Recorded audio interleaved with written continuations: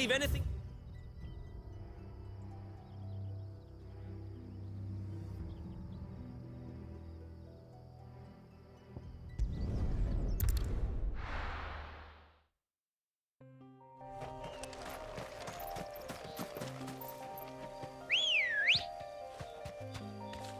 Come on.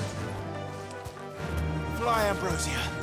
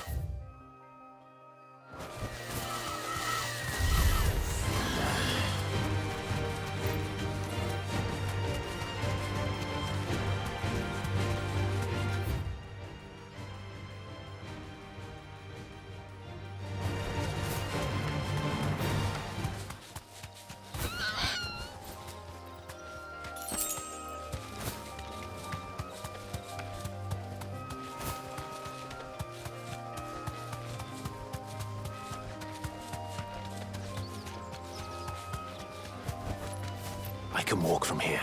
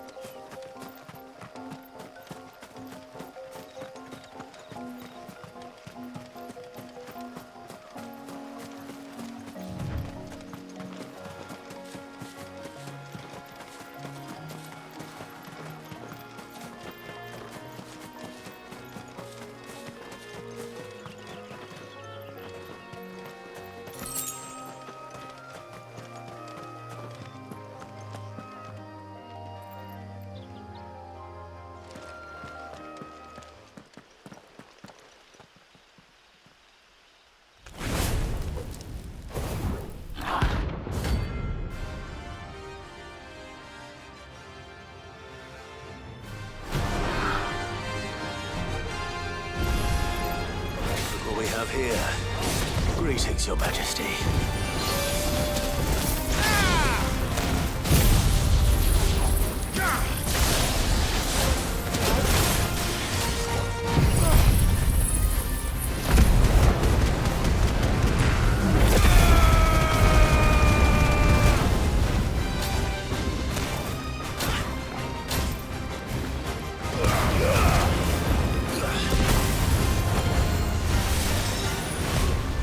Slow.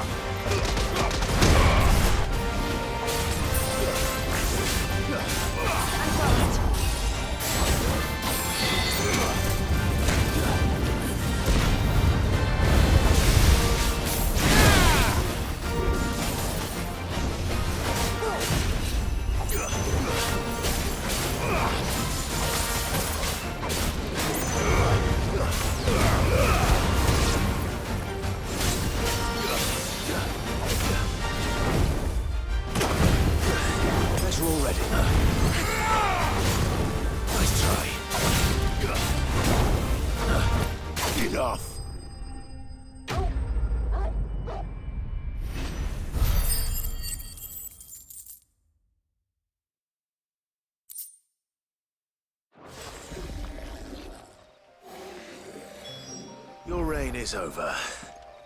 Now to collect the ash.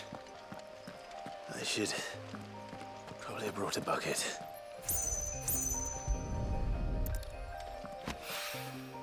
This looks like the stuff. Let's see if there's any more.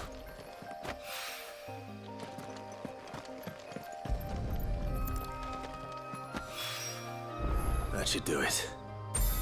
If the wine needs more than this, he can fetch it himself.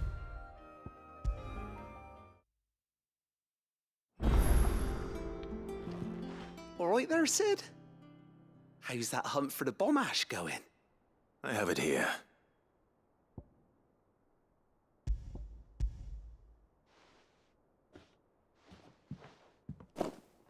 That's the stuff.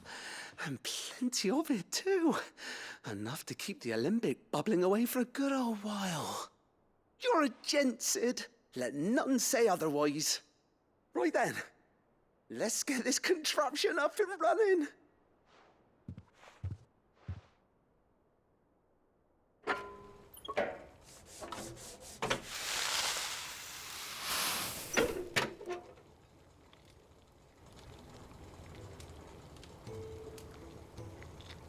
There we have it. The Telemon Alembic. And it works just like the chief said it would. Very impressive. Says the man who cut down a burning boulder. Speaking of which, I still haven't returned the favor. There's no need. The good it will do for the hideaway is reward enough. Don't be silly. Why don't you let me take a look at that bag of yours? The one you keep your potions in. Reckon I could work some magic on that, huh? What kind of magic? Well, we happen to have isolated a substance in our test run of the Alembic that I reckon will make even the toughest lever supple as anything. Thought we might use it to breathe new life into old boots and the like. Save the hideaway a few gil. But I reckon if we slap a bit on your bag, it'll loosen it up enough for you to squeeze in a bottle or two more. Well, it can't hurt to try, I suppose. That's the spirit. Leave it with me. I'll only be a mo.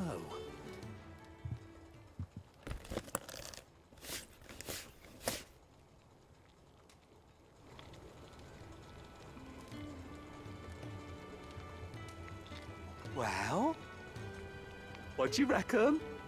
It certainly feels more flexible. Right? Told you. Thank you. I think. No. Thank you for supporting Mid and the rest of us in our endeavors. Without you, we'd never have been able to discover wonders like that stuff I rubbed on your bag. And I'm telling you, there's plenty more where that came from.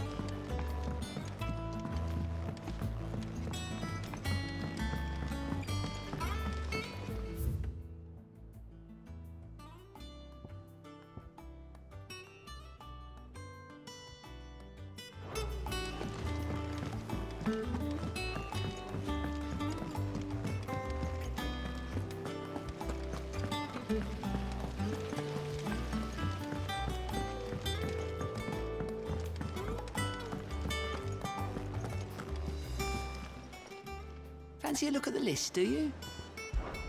It was luck, but now, Thank you. Quick look.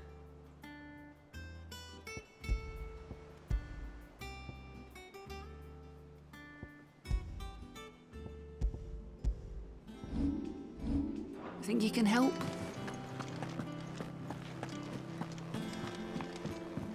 Mid told me she was building a ship. Is that the thing Tomes helped with?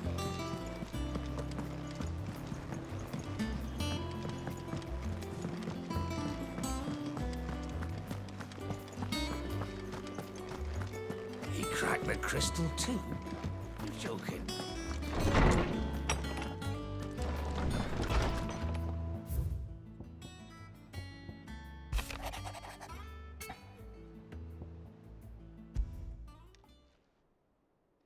Hopefully it's nothing. But I should speak to Blackthorn just in case.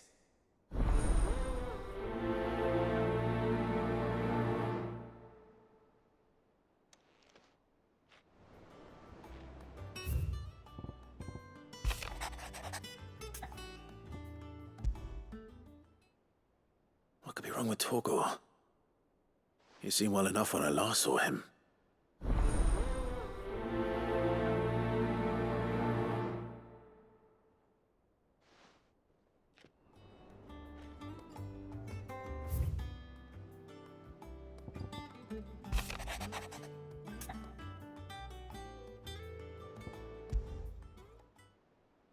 Trouble with the ledgers. Shouldn't he be asking Otto for help?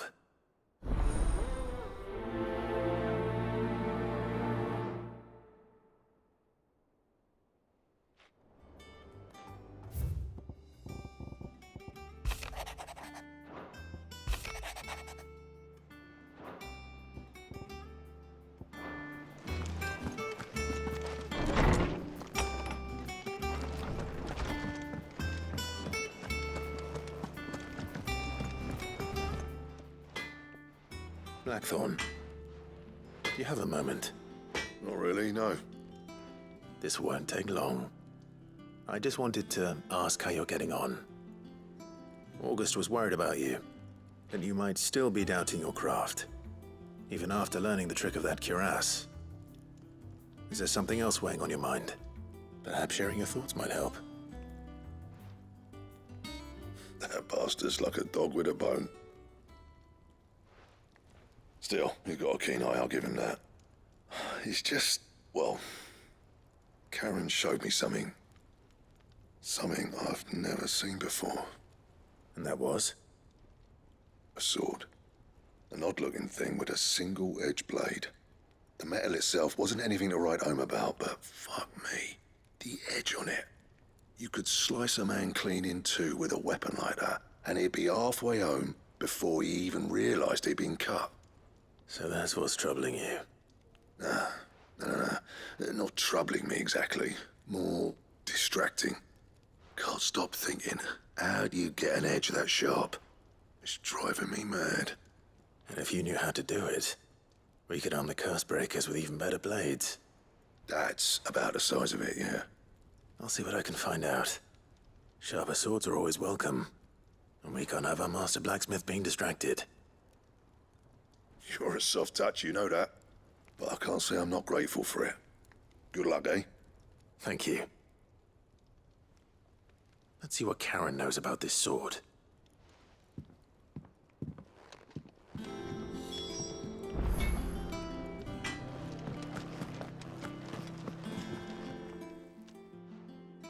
I got your note. You think something's wrong with Torgor? So you can read. Congratulations. But I didn't say I were wrong with him. I said something weren't right. He's not been eating me treats. He used to love cracking the bones from Molly's boiled brown, but now he won't so much as look at them. Didn't like him. Which is why I'm of a mind that his mind's on something else. You've not been working him too hard, have you? No harder than usual. Is that it, boy? Do you need a rest? What was it you said he was? A frost wolf? That's what the lawsman seems to think. Then maybe this all has something to do with whatever it is that's woken inside him. I suppose things have been different since Rosalith. Perhaps Hippocrates knows something. Instead of everything, you mean? Perhaps.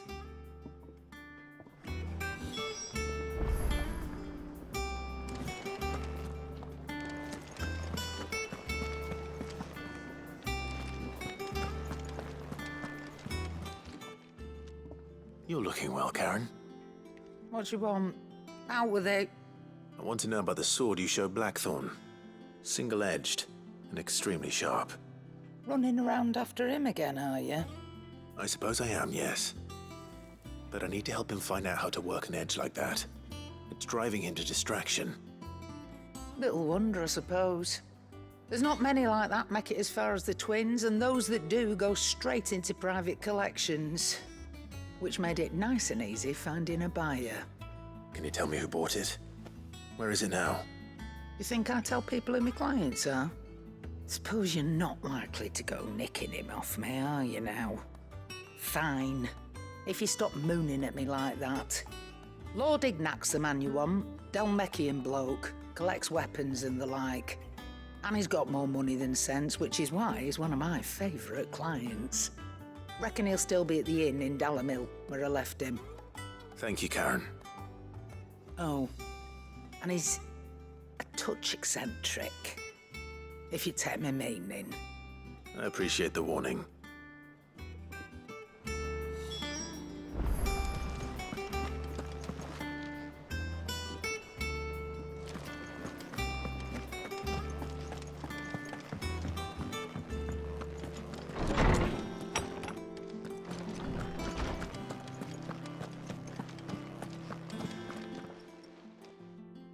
Lawsman, I need to ask you about Torgal. Something's not right with him. He isn't ill, is he? I don't think so. But according to Lady Karen, he seems to have lost his appetite, which is certainly a new development. She says he's hardly been touching his bones of late, and she believes it may have something to do with what happened at Rosalith Castle. I rather think she might be right, though not about his appetite. All canids are instinctively inclined to crack open bones for the rich marrow that resides within, and I see no reason why a frost wolf should be any different. Accordingly, I suspect it is not a lack of appetite that afflicts Torgal, but a surfeit of it. If we assume that his newfound magics require additional nourishment to sustain, it may well be that the bones Lady Karen is accustomed to providing are no longer sufficient. Frost wolves, after all, habitually prey upon far larger animals, whose bones may yield altogether different nutrients. As to where one might find a suitable substitute, some antelopes that graze the meadows of eastern Rosaria have been known to grow to a size more than double that of their lesser cousins. I don't recall ever seeing any that large. And little wonder. The oldest and largest such creatures rarely leave the safety of the highlands for fear of predators.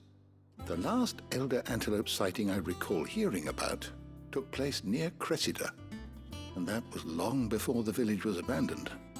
Even so, it seems like a good place to start. Good hunting, Clive.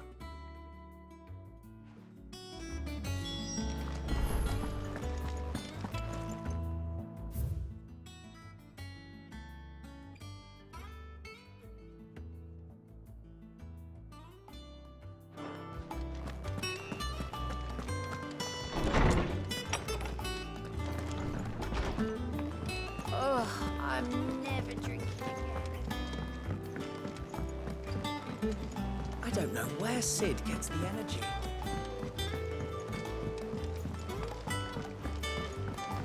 Mid told me she was building a ship.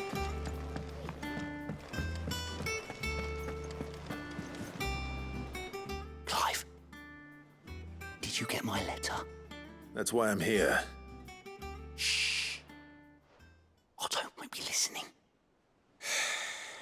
Is this better? A little. Listen, I've some bad news. It turns out the hideaway may be slightly behind in its payment to certain lenders, and it's may be my fault, but I swear to the goddess, I thought I had the numbers square. Sadly, that square turned out to be more of a circle. 0, you might say. I can straighten it out, I swear, but it's gonna take some time, and I'm gonna need help keeping it from Otto. Bit late for that, I'd say. There you are! What a surprise! So let me get this straight. You forget to pay our lenders what they're due, and instead of coming straight to me, you get Clive to come to you. And I hope he'll dig you out of the hole you've dug for yourself. Clive, the man in charge of the place you've been cheerfully trying to bankrupt. And you thought this was a cunning plan. Why? Well, who needs paying? Oh, just Martha. And the dame. And, well, Lady Karen. But only 500 talents. We owe 3 of our most trusted friends 5 million gil. Each. 5 million each. They lent us the bulk of the money we used to rebuild the hideaway, you see, and, well, I must have made some sort of oversight. Those ledgers were my responsibility, and it was my decision to entrust them to you. This is my fault. Do we have that much to hand? I can always ask my uncle. No, we don't. And no, you won't. We've lightened Lord Rosfield's purse enough. After the king's ransom we had off him, he deserves better than to see our begging bowl. Besides, we'll need to learn to stand on our own if we're gonna make this work. All right. But that doesn't mean you have to shoulder the burden yourself. Is there anything I can do to help? There might be. How'd you fancy taking these to Martha and the dame? Rocks. Rocks, he says. Worth 1,000 talents apiece, these are. A little something Sid and I set aside for when times got lean.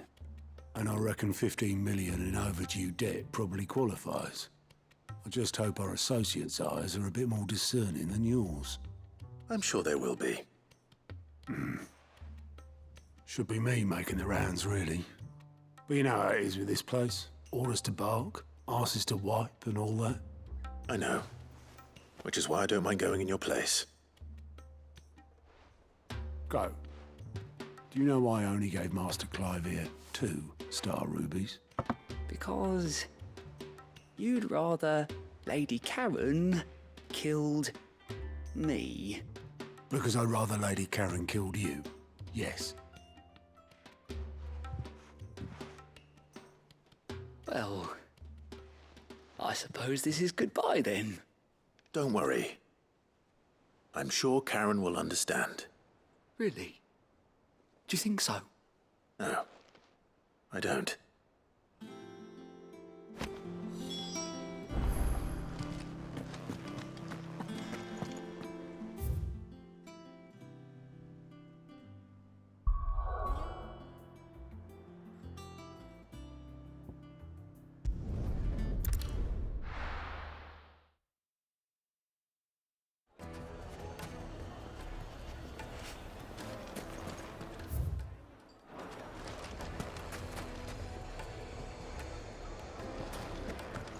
People take notice of wealthy men. Shouldn't be too hard to track down Karen's collector. The whole mother crystal gone. What are we gonna do? Calm yourself.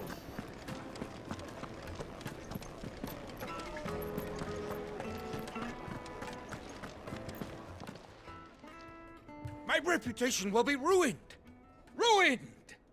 Calm yourself, Lord Ignac, I beg of you, before you do yourself a mischief. Pardon the intrusion, but Out! Get out! I paid for these rooms so I wouldn't be disturbed. Leave me be! Please, allow me to apologize. His lordship is going through a difficult time, and he's never been fond of guests arriving unannounced. Radim! Get rid of the filthy oaf this instant! Very good, Lord Ignac. Would you mind stepping outside for a moment?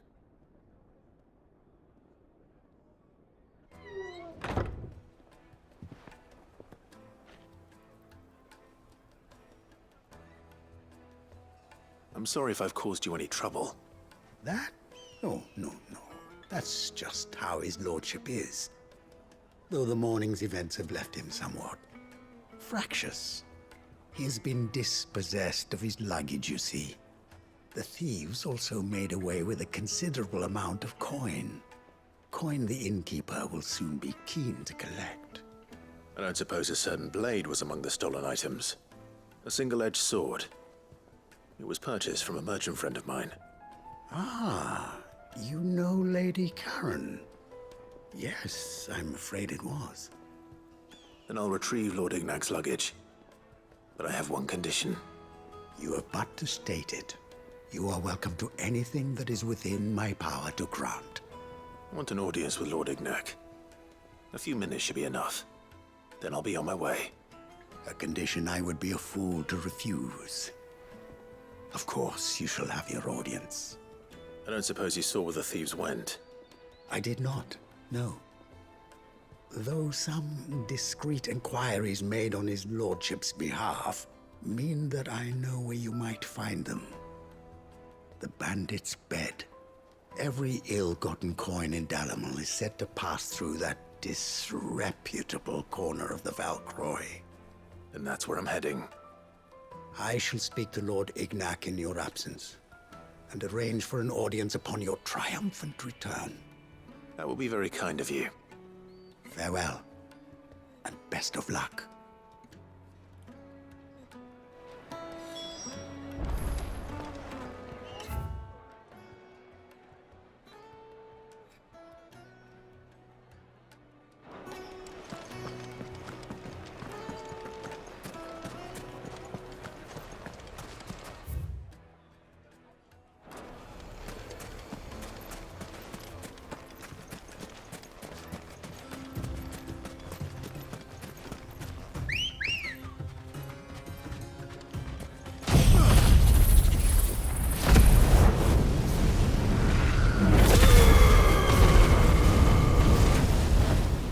Ready, go?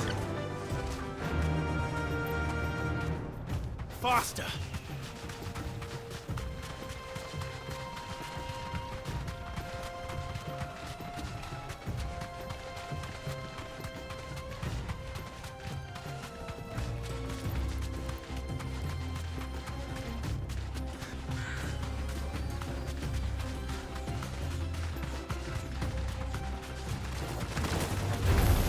All right.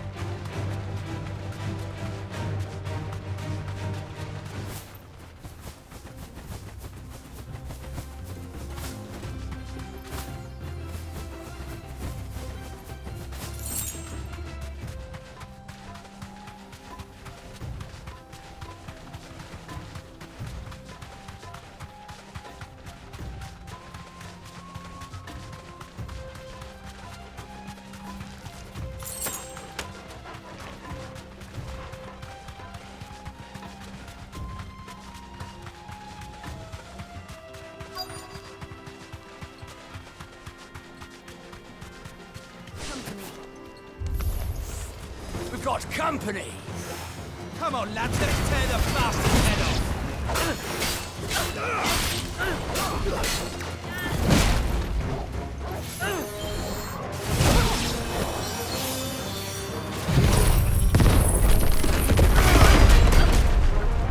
Too slow.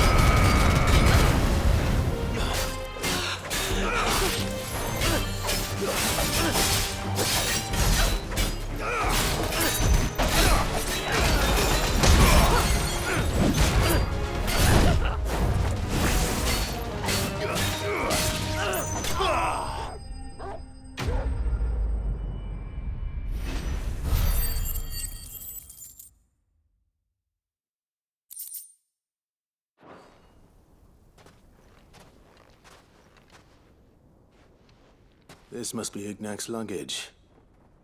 Nothing seems to be damaged. All right. Let's get it back to Dalamil.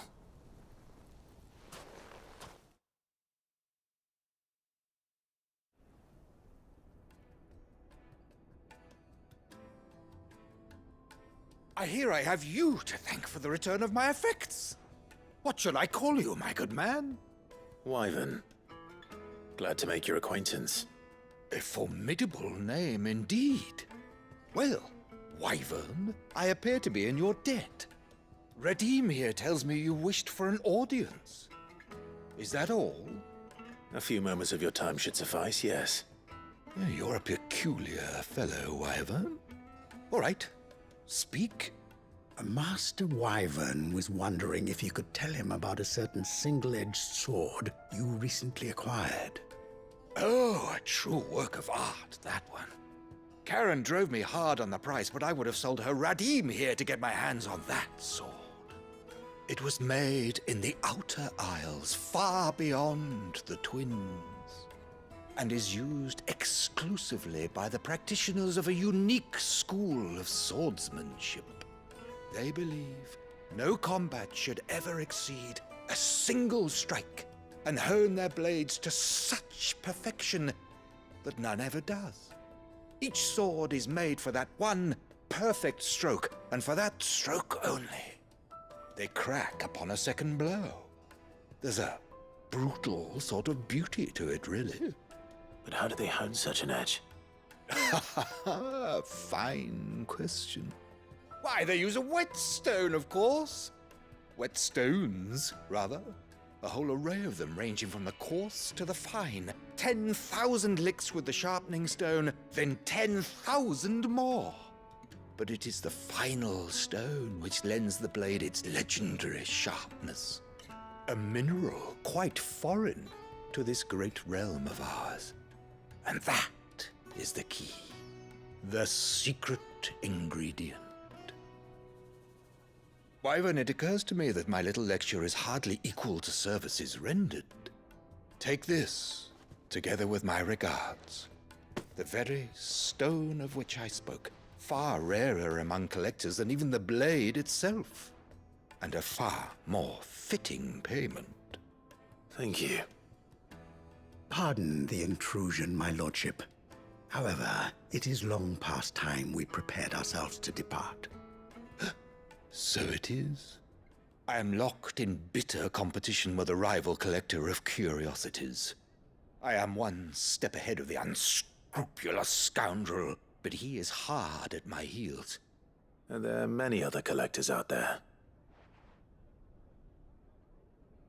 Too many to count, but only one do I consider my nemesis. Lord Byron Rosfield, and is a perennial thorn in my side.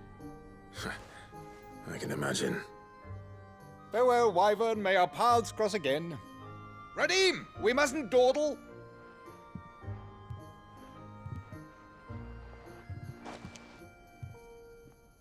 I think his lordship is rather taken with you, Master Wyvern.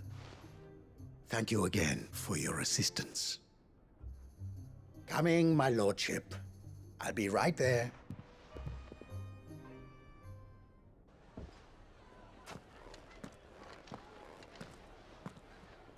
Trust Uncle Byron to find such an interesting rival. Now, let's see what Blackthorn makes of this whetstone, shall we?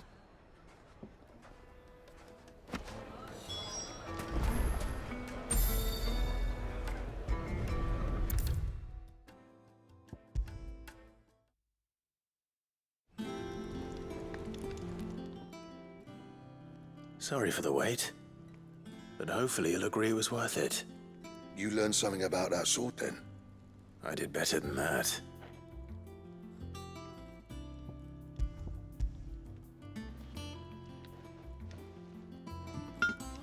A whetstone? Yes, but not one you'll find anywhere in Valisthea.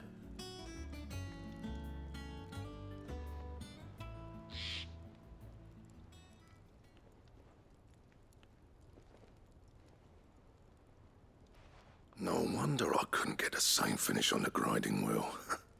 One hit and all done, eh? Might not be so bad if all you ever fought were duels. Good luck on the battlefield. Your second opponent would be your last, no matter how good you were. Even so, is there some way it could be used to give the curse breakers an edge? I think so, yeah. With this whetstone and the right kind of steel, I could probably even make a twin of the blade that rattled me. But there'd be no replacing this little rock once I worn it down to a sliver. I reckon we get a dozen swords from it, if that. Swords that the curse breakers wouldn't know how to wield properly, and that would see them through a single fire piece. Nah, no point trying to copy that thing. Be about as much use as a wax anvil. But finishing our blades with a whetstone this fine, now that's something to consider. And what's finer than fallen masonry, eh? Or more hard-wearing, for that matter. Just imagine it. Good Valisthian steel with an edge as sharp as any found in the Outer Isles. I won't make a copy, nah. I'll make something much better. I'm sure the curse breakers will be delighted. Just don't push yourself too hard. Don't you worry about me, sunshine. I've been working day and night since I was half your age, and I'll still be here when you're long gone. Hey, thanks, Clive. I mean it. I owe you one, August too. It's good to know someone's looking out for me. He'll be happy to hear you said that. And I'll see that my debt to you's paid. First new blade I make's got your name on it. You come and find me when you've got the materials. All right. I will.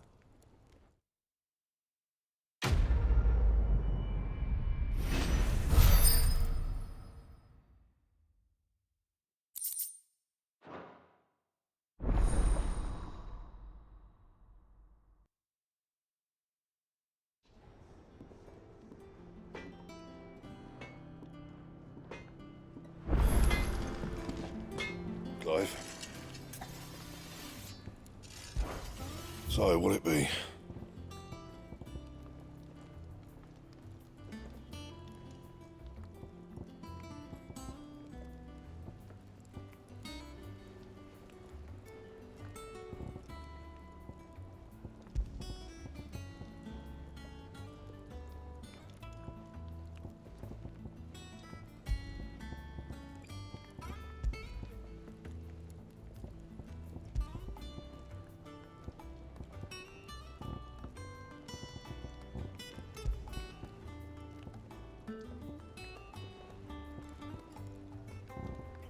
And?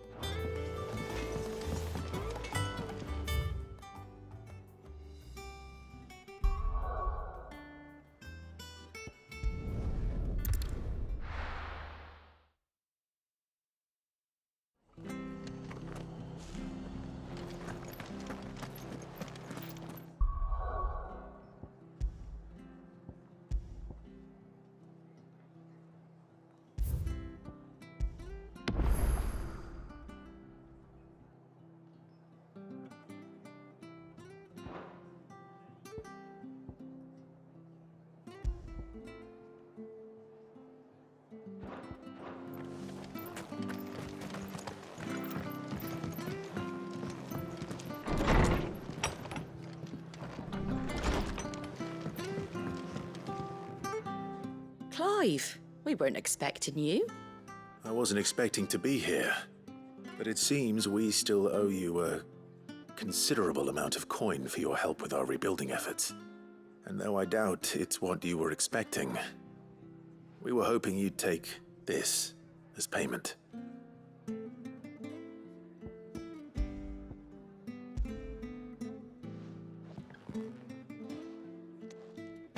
A star ruby?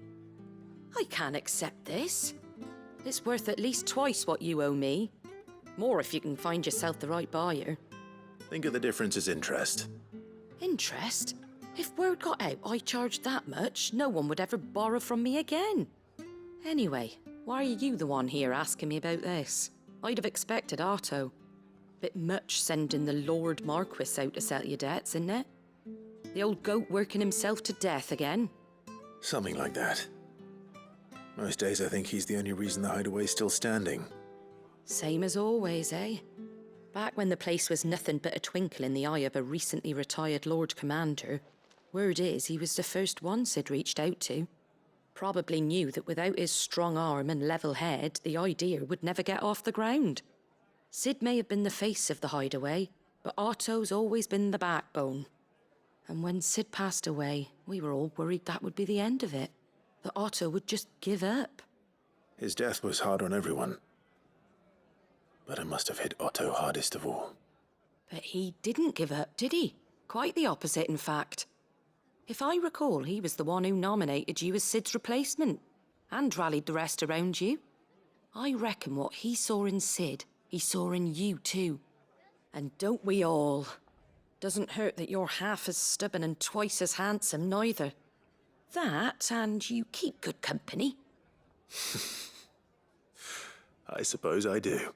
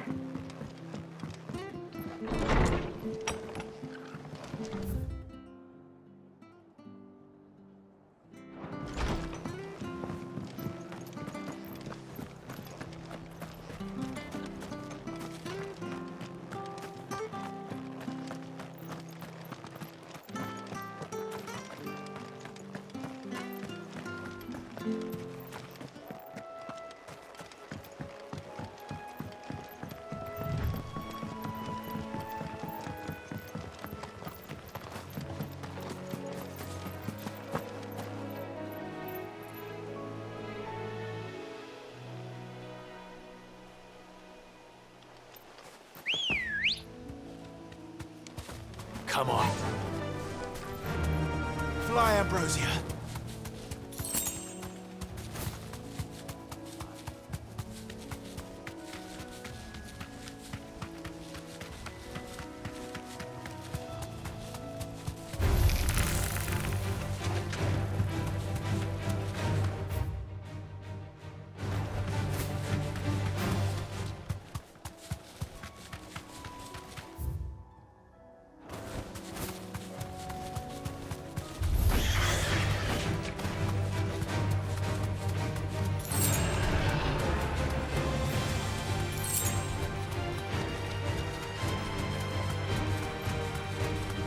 Certainly quiet. If I were a giant antelope, it'd seem like just the place.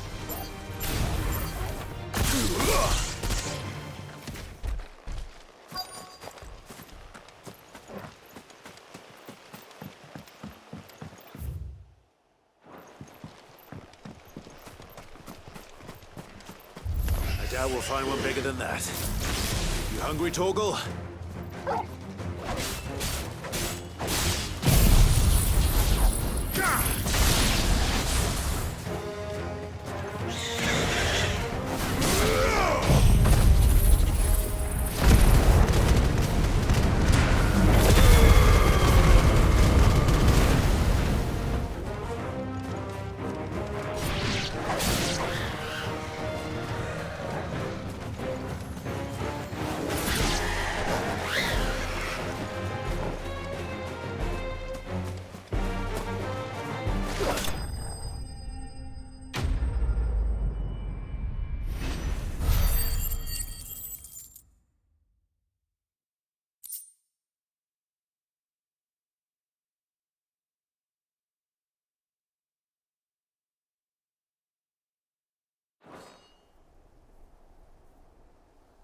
Now,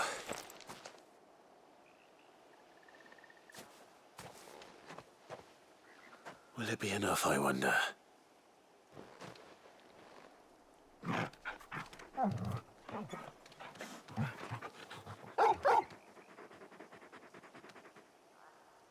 I say that answers my question, which means we owe the lawsmen our thanks. You're just a big puppy, aren't you? A very big puppy.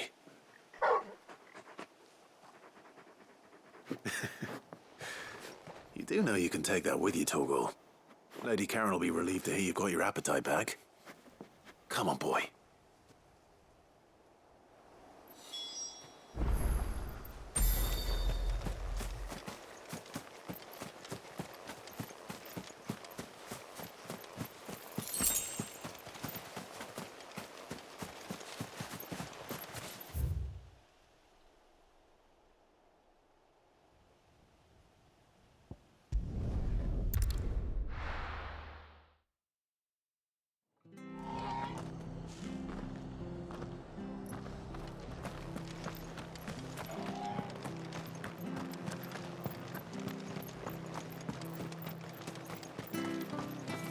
What are you after?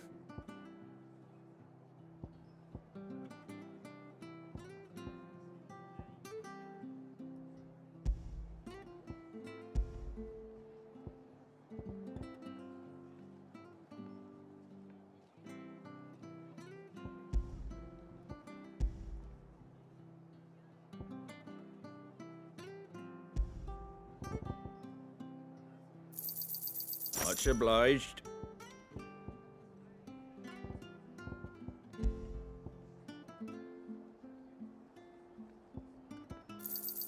There you go.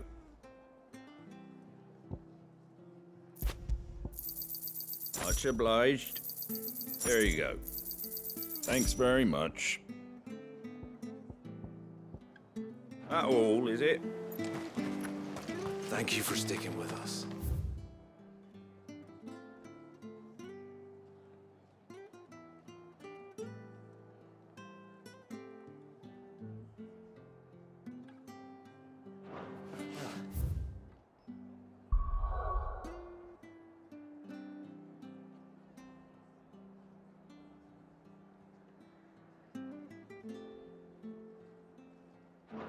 Can't exactly leave old Martha in the...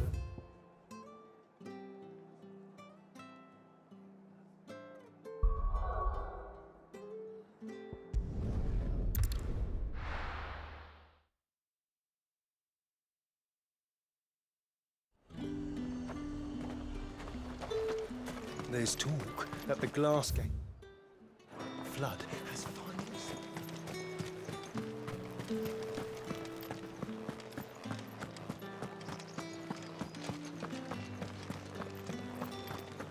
Did you hear? The gates to heaven. I want to see you in it. It's all right. What am I going to do without Sweetwater and Olive Talk? Milady, I come bearing gifts. Gifts? Whatever is the occasion.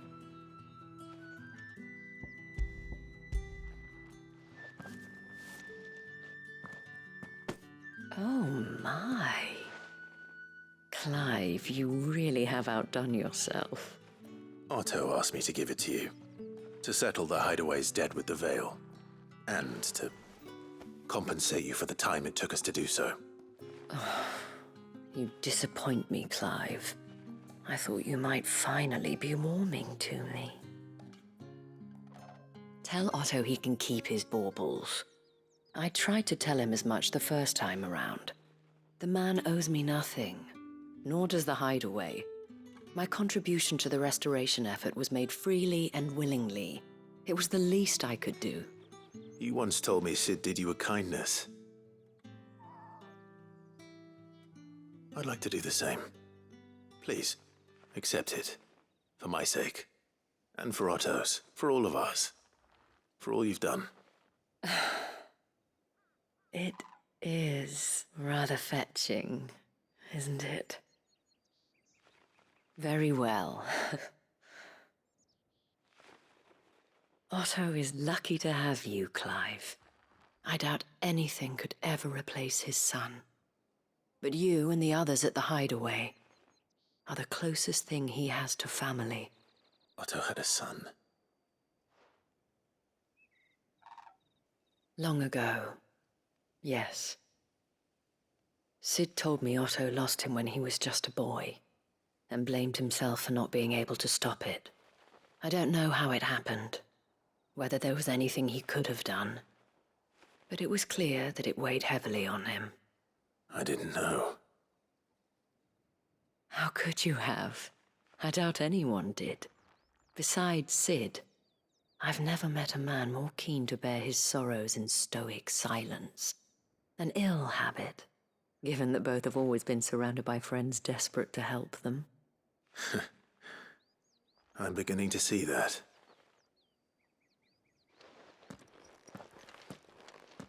Goat will want to know the stones were delivered, if he's still with us.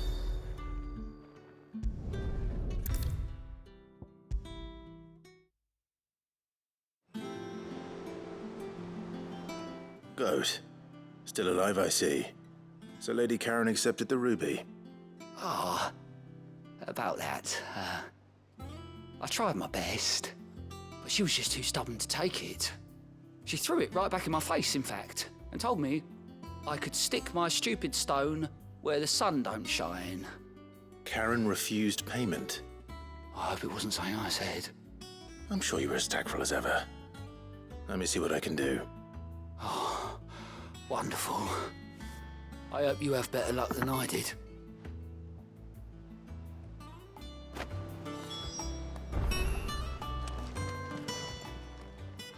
Oh, I wasn't expecting you back so soon.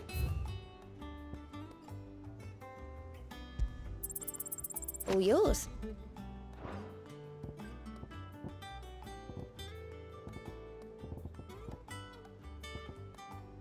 Come again. I may have more for you.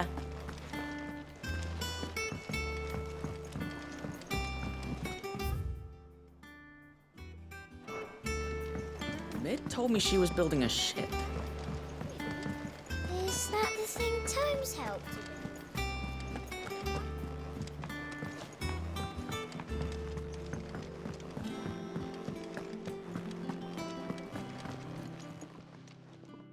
Lady Karen, Goat tells me you weren't happy with our offer.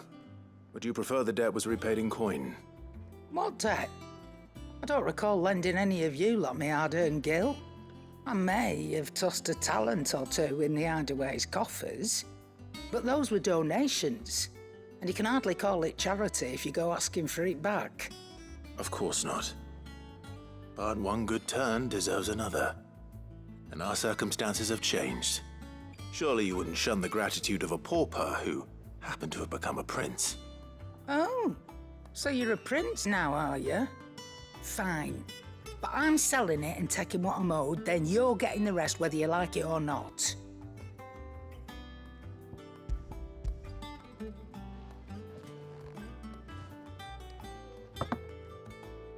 Where'd you even get this? A decent trader might nab 1,000 talents for a star ruby. A canny one, meanwhile, might claim it were nicked from the belt of Sid the Outlaw himself and ask twice as much.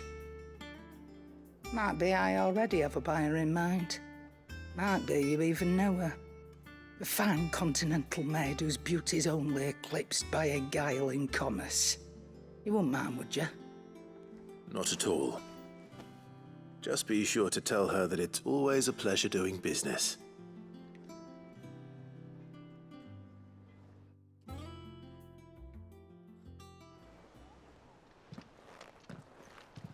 I hear you ended up delivering all 3 stones. Thanks to this lump. I sometimes wonder what I pay you for. Speaking of which, I still haven't been paid last month's wages. Oh, so you remember what's owed to you then? Get your ass behind that disc of yours and don't get up before those ledgers are square. Right away.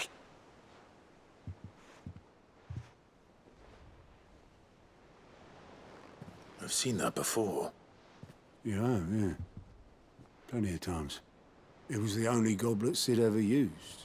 Either out of habit, or because the filthy sod couldn't be bothered to find a clean one. I knew so little about him. Like most people. Martha and the Dame both seem to have fond memories of him. I bet they do. How long did you know Sid before he... Before he died. 20 summers, give or take. Back in the day, I was a purser on a trade ship, which is where I met him. He bought passage to, I forget where. And having nothing better to do on the long nights, we set up drinking island rum till the morning bell dragged me back to my duties. Quit my post not long after that, on account of making a fine maiden's belly fat. But me and Sid stayed close, promising we'd one day sail the seas again. That was before fate stepped in and said she was having none of it. The magic woke inside my son soon after his first name day, and there was no hiding his knack. Couldn't you and your family have? My family were the ones who summoned the constable, wanted the monster taken away. I couldn't turn my back on him, forget what I felt, and I couldn't for the life of me understand how they could. Luckily, Sid was of the same mind as me. It was him who stood beside me when all I wanted was to tear the whole world down. Him who cried for me when I had no tears left of my own. Him who swore he'd do everything he could to stop it from happening again. And he was true to his word, too. Left the Royal Army once and for all. His ranks, his ribbons, gone. Just like that. Threw away everything he had. All to right a wrong that no one else had the courage to face. I knew then I'd follow that man to the ends of the earth.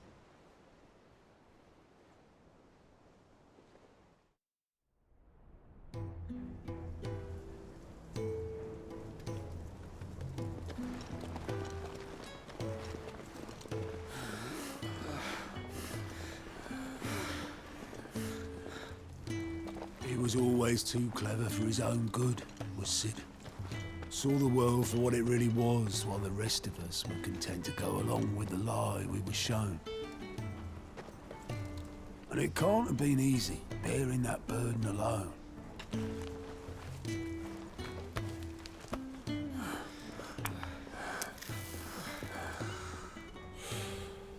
But he didn't let it stop him. He never lost faith in what he believed was right. And that gave us faith in him. Faith he'd steer us true. So I swore to myself that I'd always be right behind him, ready to catch the stubborn sod, if ever he should fall. But I couldn't even do that.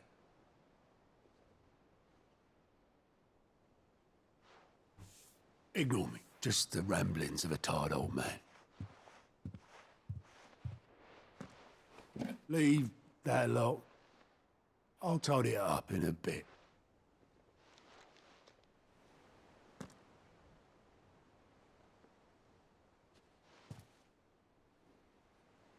This is Sid's handwriting.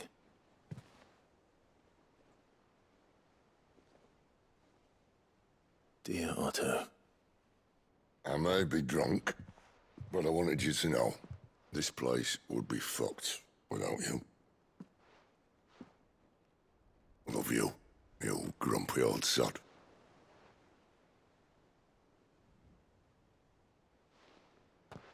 This note. What about it? Sid was right. Without you, we'd all be lost.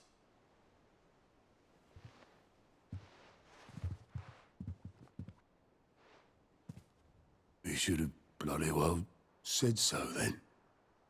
Just once. Before he went. But then, why would he? Him, or anyone? I'd only have told him to piss off.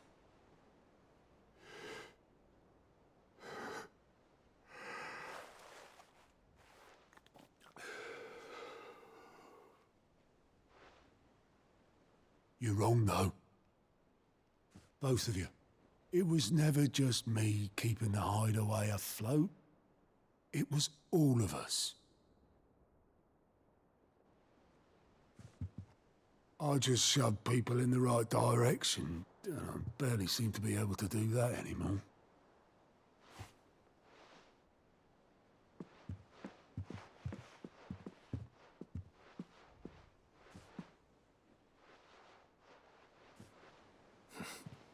Would you rather go at the helm?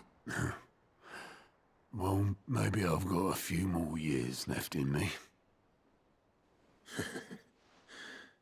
I'm going to hold you to that, Otto. Before you go, Sid would have wanted you to have this. But that's... This'll do me just fine.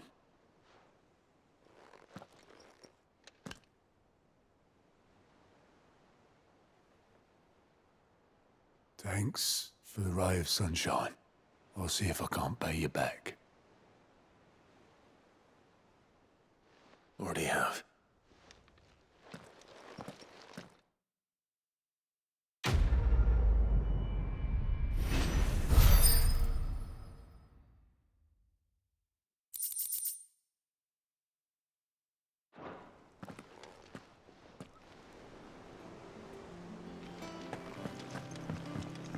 Mid told me she was building a ship.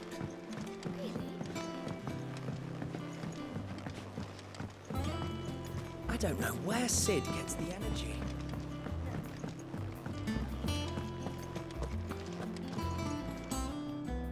I noticed you and Torgal had gone off somewhere. Take him for a walk, did you? You could say that.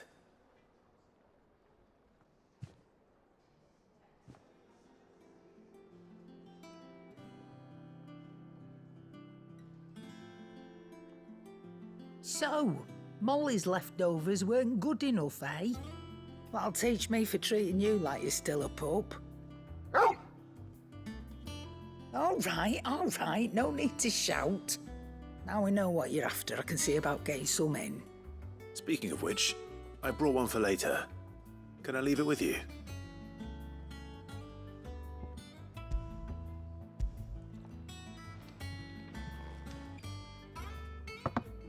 You can, eh? I'm nice like that. In return, you can thank Tomes for me. The bloody know-it-all. I was just on my way to see him.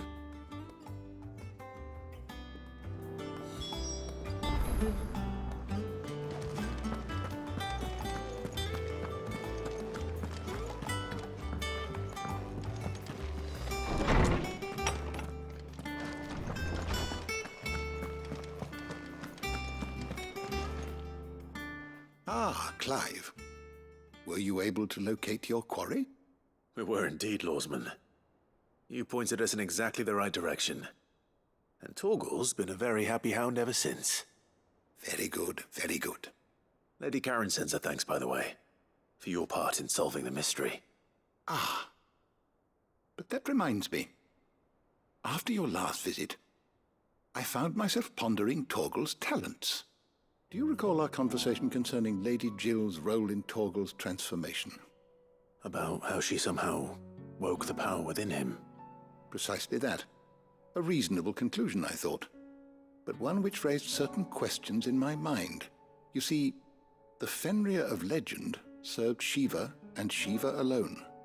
And while the powers attributed to him are certainly impressive, the records imply they are somewhat different in nature to those you described Torgal as having used. What are you suggesting? That Torgal may be the beneficiary of more than one icon's power. Consider that in addition to Lady Jill, he has served as a loyal companion to you, your brother, and even the late Sid. In short, the icons hitherto near at hand, or should I say at paw, have been diverse and plenty, and that number has only grown as the realm's dominance have fallen to your sword.